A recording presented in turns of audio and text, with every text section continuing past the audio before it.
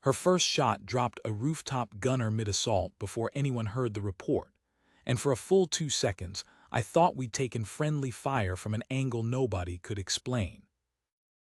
We were pinned in the alley below Kesray district, 6 SEALs and a comms tech, an ambush that had opened up from 3 directions at once.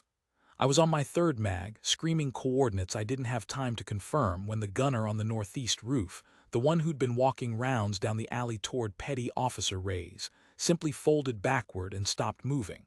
No muzzle flash from our side. No warning. Just gone. "Who took that shot?" I yelled into my radio. Silence, then Chief Boone's voice, flat with disbelief. "Wasn't us." I'll admit right now that when Lena Cortez joined our platoon 11 days earlier, I wrote her off in about 4 minutes. She'd come over from a support unit comms and logistics, according to her transfer paperwork, attached to us for the Kesray operation because headquarters wanted an extra body who knew the district's layout. She was quiet at the safe house, kept to herself, cleaned a rifle that looked older than her but never talked about where she'd learned to shoot. When Boone asked her straight out if she had range time, she said, "Some," and left it at that. I remember thinking, great dead weight with a security clearance. The other guys picked up on it fast. Petty Officer Danziger made a habit of routing around her at the gear rack instead of asking her to pass anything, like she might slow him down if he waited. Ray's was worse. 2 nights before the operation, he'd caught her field stripping her rifle at the safe house table and asked, not unkindly but not gently either, "You even qualified on that thing, or is it for show?" She'd looked up at him, said nothing, and gone back to seating the bolt carrier. He took the silence as confirmation of exactly what he already believed. I hadn't said anything that direct, but I hadn't said anything in her defense either. When the platoon put together the entry plan for Kesray, nobody asked Cortez for input on the route, even though her file listed prior time in the district. We planned around her presence, not with it. I told myself it was efficiency. Looking back, it was just habit, the habit of deciding who gets a voice in the room before you've bothered to find out what they know. That was 11 days ago. In the alley, with rounds cracking off the wall 6 inches from my head, I didn't have time to reconsider my opinion of her. I just needed the shooting to stop. It didn't stop, it got worse for the enemy. A second shot, this one from a different angle entirely. She'd moved. I realized later, crossing 40 meters of exposed rooftop in the time it took me to reload, and a machine gun position on the western building went quiet mid-burst. The gunner's replacement grabbed the weapon within 3 seconds, the way trained fighters do, and he went down just as fast. 2 shots, 2 positions, maybe 11 seconds apart. "Cortez," Boone barked into the radio, finally putting it together. "Cortez, is that you?" "Roof access, west stairwell," she answered, her voice steady as a held breath. "I have eyes on 4 more positions. Hold what you have." Boone looked at me. I looked at him.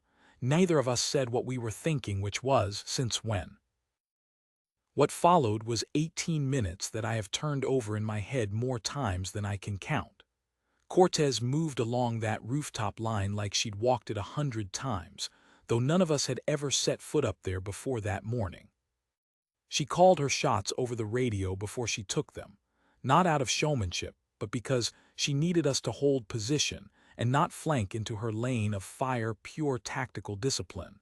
The kind you only get from someone who has done this enough times that the mechanics have gone quiet in her hands. Position 5, rooftop water tank taking the shot. A beat. Then the gunfire from that position stopped.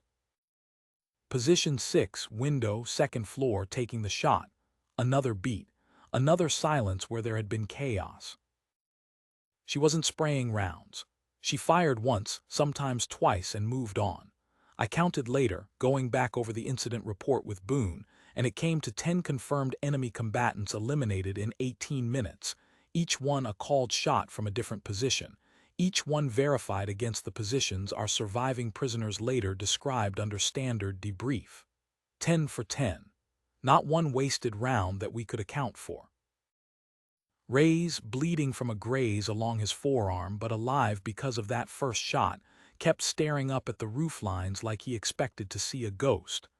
"There's no way," he kept saying. "There's no way one person is doing this." But it was one person. I watched the muzzle flashes track across 4 different rooftops in 2 window positions, always from an angle that made sense only if you understood the terrain the way a scout does, the way someone does after they've studied a map for hours, chosen firing positions in advance, and built contingencies for exactly this kind of ambush. This wasn't luck. This wasn't a hot streak. This was a woman working a plan she'd built before the first shot was ever fired.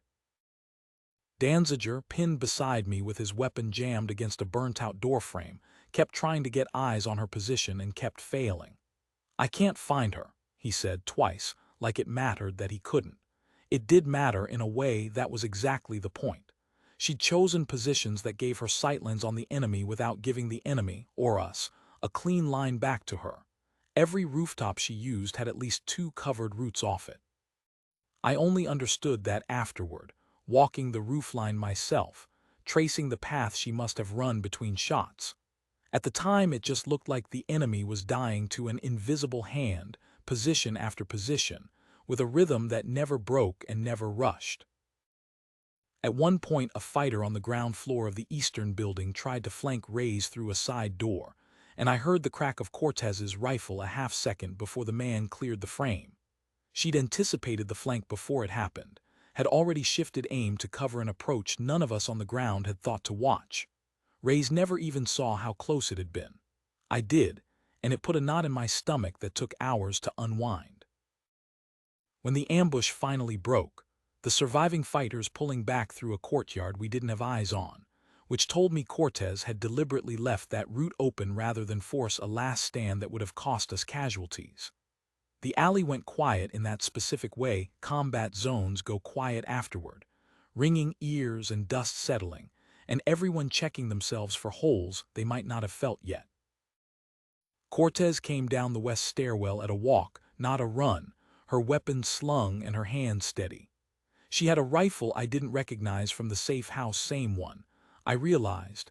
Just with an optic and a suppressor she must have carried disassembled in her kit the entire time, waiting. Boone met her at the base of the stairs. He was a 19-year platoon chief, 3 combat deployments, not a man who got surprised easily. He looked at her for a long moment. "You want to explain the 18 minutes, he said. It wasn't hostile, it came out almost like a request. "I had eyes on the district from the rooftop reconnaissance yesterday," Cortez said. "I identified 6 likely ambush positions based on sightlines and prior incident reports.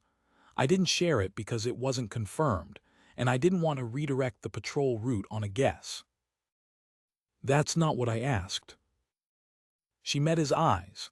"Before the transfer paperwork, I spent 4 years with a designated marksman unit. It's not on the record you were given because most of it isn't declassified. I was told to keep it quiet unless it became operationally necessary." 10 shots, Boone said, 10 hits. 11 fired. 1 missed clean, hit the wall beside position 4, and the target repositioned into my second shot instead. She said it without pride, the way you'd correct a minor error in a report. I'd have preferred 11 for 11. I want to be honest about what that did to the alley, to all of us standing there covered in dust and adrenaline. Nobody laughed. Nobody made a joke to cut the tension, which is usually what happens after a firefight, someone cracking wise to bring the temperature down. Instead, there was this settling quiet, like the whole platoon was recalculating everything they thought they knew about the quiet woman who'd carried a rifle nobody asked about. Reyes, still holding his bandaged arm, was the one who finally spoke. "You saved my life up there. Twice, probably. I called you dead weight 2 nights ago. Called it to your face, actually, when you didn't want to talk about your rifle." "I remember," Cortez said, not cold, just honest. "I'm sorry." "You didn't know," she said. "Now you do. That's how it's supposed to work." Boone stood there another moment, then did something I'd never seen him do for anyone below field-grade rank who wasn't leaving the platoon for good. He came to attention and gave her a full, formal salute, right there in a bombed-out alley with smoke still curling off a burning vehicle 40 meters away. Chief, Cortez said, you don't have to. I know I don't have to, Boone said.